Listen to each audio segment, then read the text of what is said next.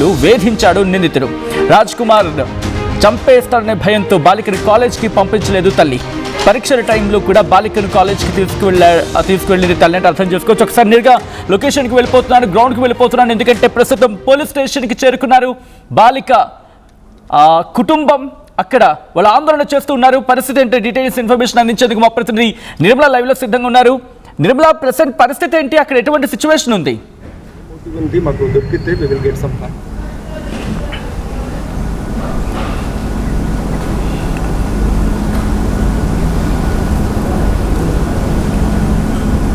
Right, పరీక్షల టైంలో కూడా బాలికను కాలేజ్కి తీసుకువెళ్ళింది తల్లి అంటే అర్థం చేసుకోవచ్చు. పరీక్ష తర్వాత బాలికను లాక్కెళ్లే ప్రయత్నం చేశాడు సదరు నిందితుడు.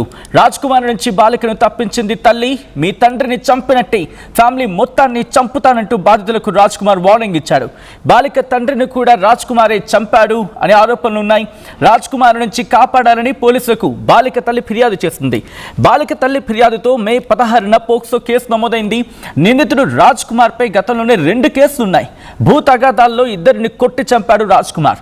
పోక్సో కేసులో బెయిల్పై బయటకు వచ్చి బాధిత ఫ్యామిలీని, తన ఫ్యామిలీని చంపేశాడు రాజ్ కుమార్. పరారీలో ఉన్న రాజ్ కుమార్ కోసం పోలీసులు గాలిస్తూ ఉన్నారు. ఒకసారి నేరుగా గ్రౌండ్కి వెళ్ళిపోతున్నాను. మా ప్రతినిధి నిర్మల అప్డేట్స్ అందించేందుకు సిద్ధంగా ఉన్నారు. నిర్మల, ప్రెసెంట్ అక్కడ బాధిత కుటుంబం ఏమంటోంది, ఆందోళన చేస్తున్నట్టుగా తెలుస్తోంది?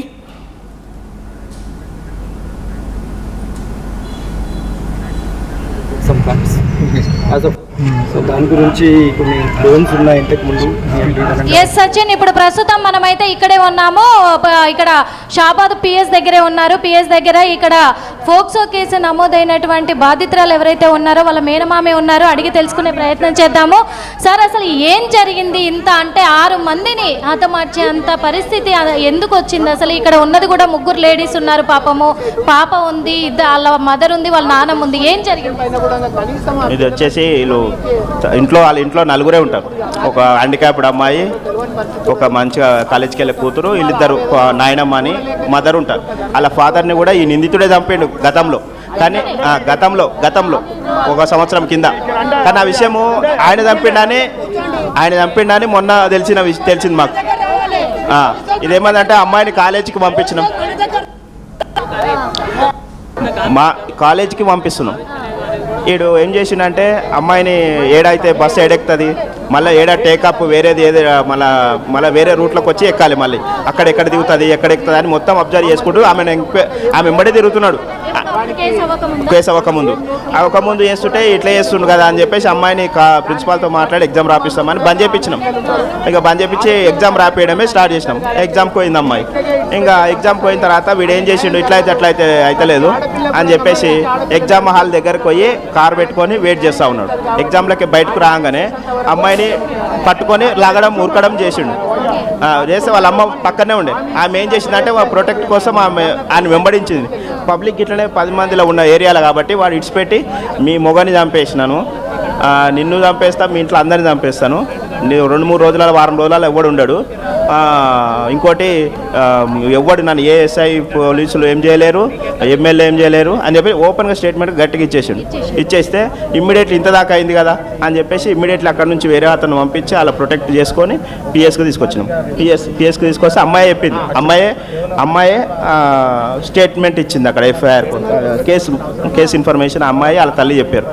ఏమని మమ్మల్ని ఇట్లా చేస్తుండు, చాలా రోజుల నుంచి మేము ఇట్లా బాధపడుతున్నాం, వాడు ఇప్పుడు ఇట్లా అంటుండు.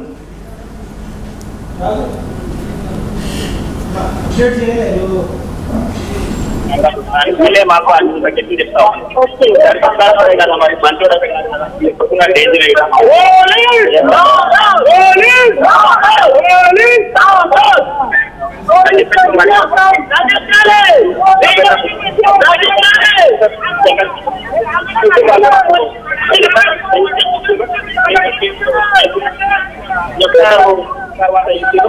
ప్రస్తుతం బాధిత బాలిక కుటుంబం ఎవరైతే ఆ బాలిక ఉందో మరణించిందో ఆ కుటుంబం ప్రస్తుతం పోలీస్ స్టేషన్కి చేరుకొని ఇది పోలీసుల నిర్లక్ష్యం అంటూ పోలీస్ డౌన్ అంటూ వాళ్ళు అక్కడ నినాదాలు చేస్తూ ఉన్నారు. ఒక్కసారిగా ఉద్రిక్త వాతావరణానికి దారితీస్తుంది. ప్రస్తుతం పెద్ద ఎత్తున ఆ కుటుంబం అక్కడికి చేరుకొని ఆందోళన చేస్తూ ఉంది. ఊరు వాళ్ళు కూడా అక్కడికి చేరుకున్నారు. పోలీసులే నిర్లక్ష్యం వహించారు కాబట్టి ఈరోజు ఇటువంటి ఘాతుకం జరిగింది, ఇటువంటి దుర్మార్గానికి రాజ్ కుమార్ ఒడిగట్టాడు అంటూ కూడా వాళ్ళు చెప్తూ ఉన్నారు. మా ప్రతినిధి నిర్మల ఆ కుటుంబంతో మాట్లాడుతూ ఉన్నారు. మరి కాసేపట్లో లైవ్లోకి వెళ్ళే ప్రయత్నం చేద్దాం. ఎందుకంటే పెద్ద ఎత్తున అక్కడ జనం చేరుకోవడంతో కాస్త నెట్వర్క్ ఇష్యూస్ కూడా రైజ్ అవుతూ ఉన్నాయి. మా ప్రతినిధి నిర్మల అప్డేట్స్ అందించేందుకు లైవ్లో కంటిన్యూ అవుతున్నారు. మీతో అయితే లేదు కదా, సీరియస్ అయినాక చేస్తారా మీరు? ఇంకా వాళ్ళకి థ్రెట్ ఉందని కూడా చెప్తే అప్పుడు కూడా ఈయన ఇంకా రెస్పాండ్ ఇయ్యలే. మళ్ళీ 20 రోజుల తర్వాత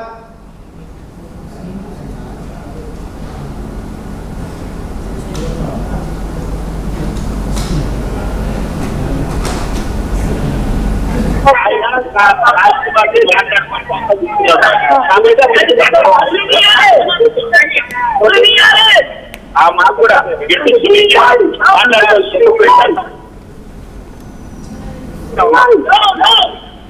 ఇదంతా అయిపోయినాక నైట్ తాగేసి అక్కడనే పెట్టేసి అక్కడనే ఉంటుంది, అక్కడనే తింటుకుంటుంది. తాగేసి ఇంట్లోకి వచ్చేసి ఫస్ట్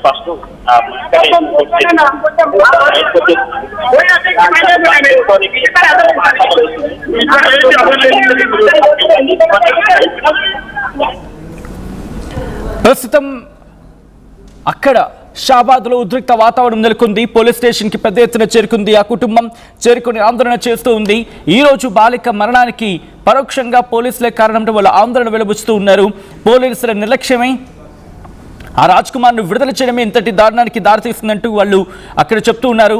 బాధిత బాలిక మేనమామ ఆర్టీవీతో ఎక్స్క్లూసివ్గా మాట్లాడుతున్న క్రమంలో అక్కడ కొన్ని సంచలన విషయాలు చెప్పుకొస్తున్నారు. ఏమంటున్నారు? వాళ్ళ ఇంట్లో నలుగురు ఉంటారు, నలుగురిలో ముగ్గురిని చంపేశాడు అంటూ కూడా చెప్పుకొస్తూనే ఈ రాజ్ కుమార్ అనే వ్యక్తి ఇన్ఫ్యాక్ట్ బాలిక తండ్రిని కూడా చంపేశాడు. బాలిక తండ్రిని కూడా చంపేసింది ఈ బాధిత బాలిక తండ్రిని చంపేసింది రాజ్ కుమారి అంటూ ఆ వ్యక్తి మేనమామ చెప్పుకుంటూ వస్తున్నారు. ఇంకా కొన్ని అంశాలను చెప్తూ ఉన్నారు. ఆయన మాట్లాడుతున్న సందర్భంలో ఆందోళన వెలుబుచ్చుతూ ఉన్నారు. ఒకటి కాదు, రెండు కాదు, చాలా క్వశ్చన్స్ తెర మీద తీసుకొస్తూ ఉన్నారు. ఇక్కడ వాళ్ళ ఆందోళన ఒకటి, ఈ వ్యక్తి కరెక్ట్ వ్యక్తి కాదు, అనవసరంగా ఈ వ్యక్తిని విడిచిపెట్టారు, బెయిల్పై రిలీజ్ అవ్వడం, ఆ వ్యక్తిని బెయిల్ మీద రిలీజ్ చేయడం, బయటికి రావడం ఇంతటి ఘాతకానికి దారితీసింది. అక్కడ కనుక సరైన సెక్షన్స్ కింద శిక్ష విధించి ఉండుంటే, సరైన యాక్షన్ తీసుకుని ఉండుంటే పోలీసులు ఈరోజు ఇంతటి దారుణం జరిగి ఉండేది కాదు.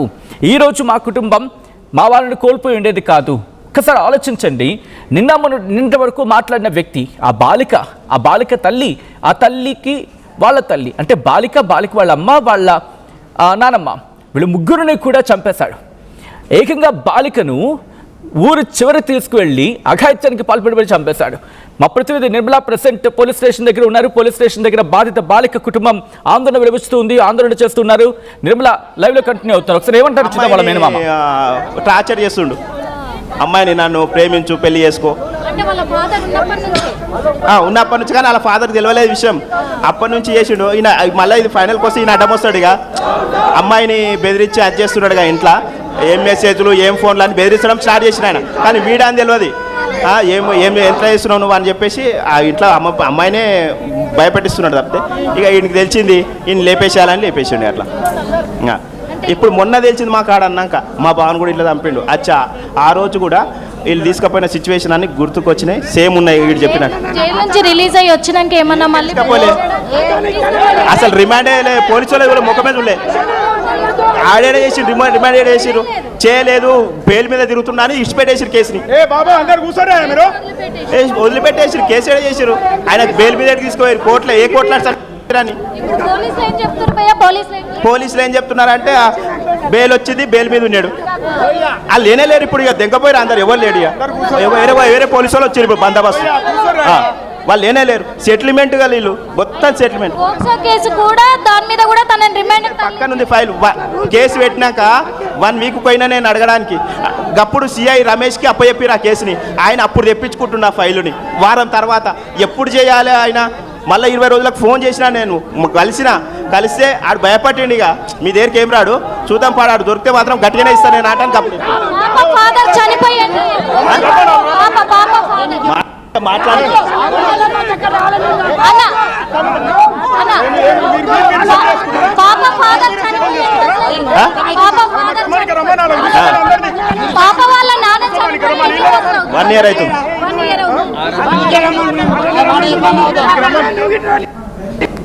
బాధిత కుటుంబాలు చాలా వరకు కంటిన్యూ ఓకే పెట్టండి. ఓకే రెడీగా ఉన్నాం. ఇక్కడ చూస్తున్నాం కదా, ఇక్కడ అందరు కూడా వచ్చారు, పెద్ద మంది కూడా ఇక్కడికి చేరుకున్నారు, కానీ పోలీసులు ఎవరు లేరు. ఇక్కడ చేరుకున్నారు, వీళ్ళంతా కూడా ఇక్కడే ఉన్నారు. అసలు ఏం జరుగుతుందనే కోణంలో కూడా తెలియట్లేదు. భయ్యా ఇప్పుడు ఒక్క నిమిషం భయ్యా భయ్యా ఇప్పుడు పోలీసులు ఏమైనా చెప్తున్నారా? సిపి వచ్చారు ఇక్కడికి. వాళ్ళని మేము యాక్షన్ తీసుకుంటాం పోలీసుల పైన, అంతే. వాళ్ళు నిర్లక్ష్యం చేసినట్టుంటే యాక్షన్ తీసుకుంటాం, అంతే. ఏం యాక్షన్ తీసుకుంటాం అంటే కూడా మేము తీసుకుంటాం, చెప్తాం. కొంచెం ఆగండి మమ్మల్ని కూడా ఇక్కడికి రానియకుండా అడ్డుకుంటున్నారు అక్కడ ఇంటికాడ, అడ్డుకుంటున్నారు పోలీసు వాళ్ళు. అంటే వీళ్ళకు కూడా వీళ్ళు కాపాడుకుంటున్నారు, వాళ్ళ పోలీసు వాళ్ళని కాపాడుకుంటున్నారు అంతే. ఆడ ఇంట్లో నుంచి కూడా ఈ పాపను తీసుకెళ్లి నిన్న నైట్ కూడా మళ్ళీ అత్యాచారానికి పాల్పడ్డాడు ఈ వ్యక్తి అని అంటున్నారు. అత్యాచారం జరిగిన తర్వాతే హతమార్చాడు అంటున్నారు. ఇప్పుడు వాళ్ళ పోలీసులే చెప్పాలి. తీసుకుపోయినాక అక్కడ ఏం జరిగిందని పోలీసులే చెప్పారు, మాకు వాళ్ళే చెప్పారు, కానీ వాళ్ళు కాపాడలే. వాళ్ళు అయినాక పోయి చెప్తున్నారు అంతే. అన్ని కూడా ఇప్పుడు ఇమీడియట్ వాళ్ళని సస్పెండ్ చేయాలి. ఆ నిందితుడిని బాధితుడిని మాకు అప్పచెప్పాలి ఫస్ట్. అక్కడ ఆ అమ్మాయి ఒక్కతే ఉంది ఇట్లా అండ్ కాపుడు అమ్మాయి, వాళ్ళే పెంచాలి, పోషించాలి. ఆమె పేరు మీద ఇంత డిపాజిట్ చేయాలి. వాళ్ళ కుటుంబానికి తగిన న్యాయమే చేయాలి. వాళ్ళు ఈ పోలీసుల నిర్లక్ష్యం వల్ల సొసైటీ ఇంకోటికి కావద్దు. ఇంకా మళ్ళీ ఒకసారి పోలీసులు గతంలో ఎప్పుడైనా ఇటువంటి ప్రయత్నాలు చేశాడా అని చెప్పి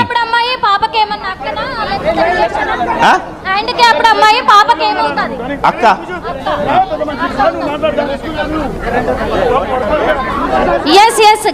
గతంలో ఇటువంటి ప్రయత్నాలు ఆగుతావా అన్న? ఇంతకు ముందు ఏమన్నా ఇలాంటి ప్రయత్నాలు చేశాడా?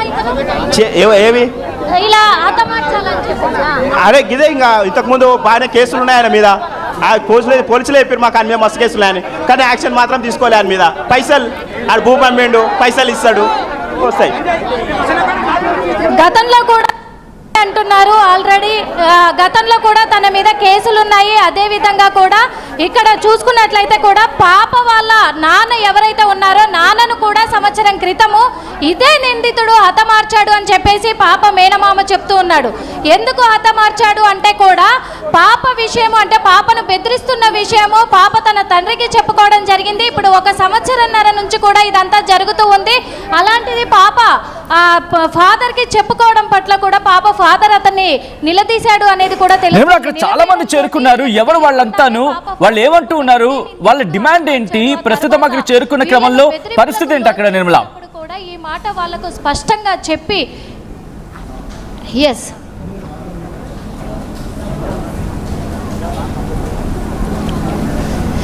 వీళ్ళంతా కూడా గ్రామస్తులంతా కూడా ఇక్కడికి చేరుకున్నారు. ఖచ్చితంగా న్యాయం జరగాలి అంటున్నారు. ఇక్కడ చూస్తే ఇక్కడ ఎస్ఐ అలాగే సిఐ ఇద్దరు కూడా వాళ్ళు సస్పెండ్ చేయాలి వాళ్ళిద్దరిని కూడా, ఎందుకంటే వాళ్ళ నిర్లక్ష్యమే దీనికి కారణము అని చెప్పేసి కూడా చెప్తూ ఉన్నారు.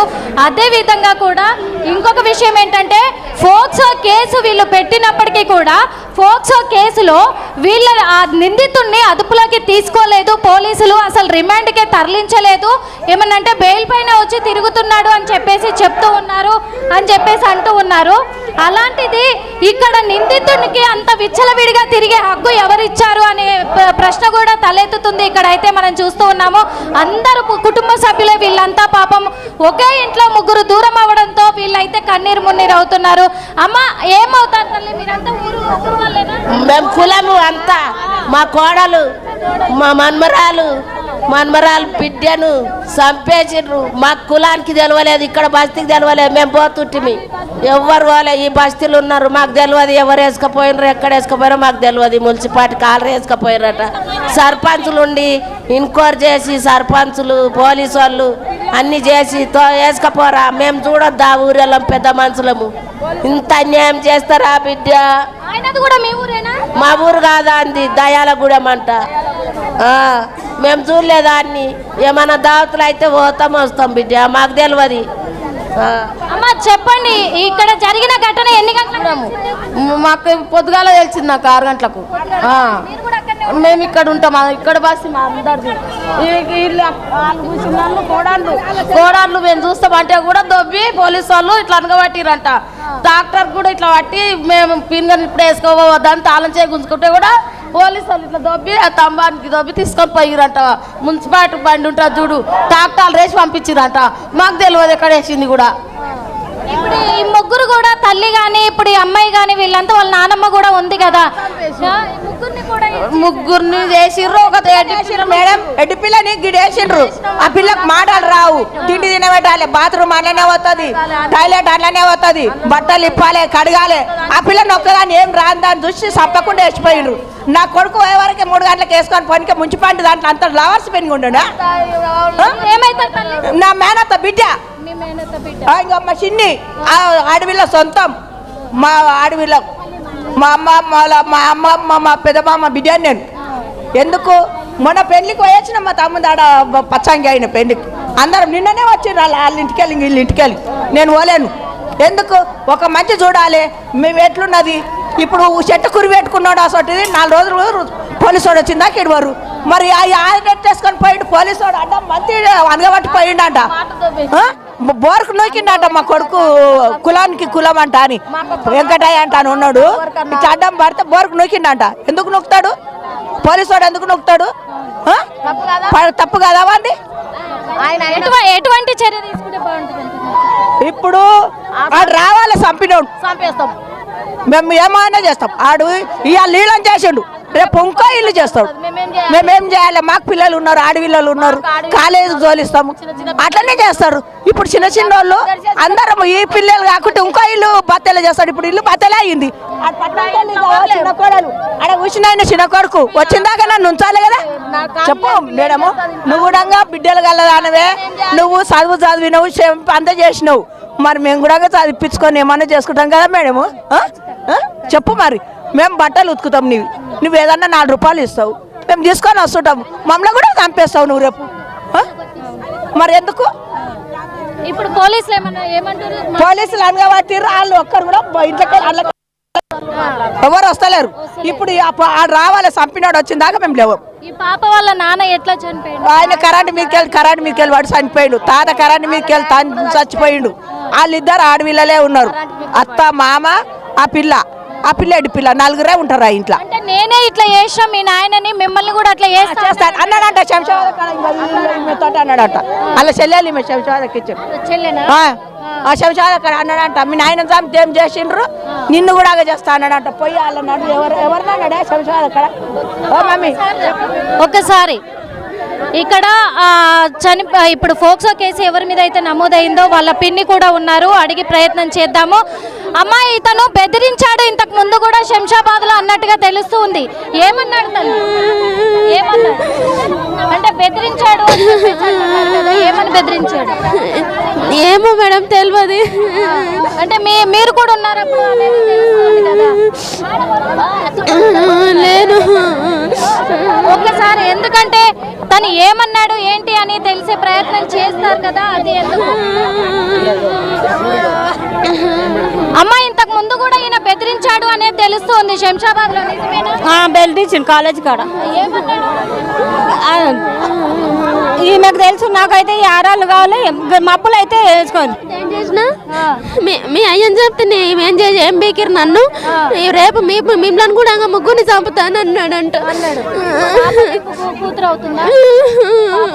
మీకు అక్క అవుతుందా? అవును. ఎప్పుడైనా పాప చెప్పిందా ఇట్లా బెదిరిస్తున్నాడు ఇతను అని? చెప్పింది. కేసు పెట్టినాం కదా, అప్పుడు పట్టించుకోలేదు. మరి మొన్న ఇట్లా కాలేజీకి తోలుదమ్మా వద్దా అని ఇట్లా మా యారలు పోయి అడిగింది, పంపించండి అని ఆయన ఎస్ఐ అన్నాడు. పంపించేయంటే ఆయనకు అట్లా చేసింది. ఇక ఆయన అన్నందుకే పంపించినాం, లేకపోతే పంపించేటోళ్ళం కాదు. బంద్ చేసినట్టు 6 నెలలు. చెప్పురు తల్లి, చెప్పురు. ఇప్పుడు అక్కడ ముగ్గురు ఆడవాళ్ళు కదా ఈ రోజు దూరం అయిపోయారు, ఒక మహిళలుగా చెప్పండి తల్లి. అదే మరి ఇక రావాలి అని ఎంక్వైరీ చేస్తే అయిపోతుంది. వాళ్ళు సరిగ్గా పెడితే అయిపోతుంది ఇక.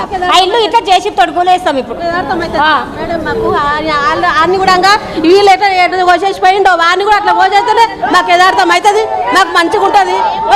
పోని కావాలి ఆడు రావాలి ఇడికి, ఆడు రావాలి ఇడికి తీసుకురావాలి అని రాలే మేము, అని చూడాలి మేము, అని చంపాలి మేము, అంత ఆల సరిగా అని పెట్టి రావాలి అంతే.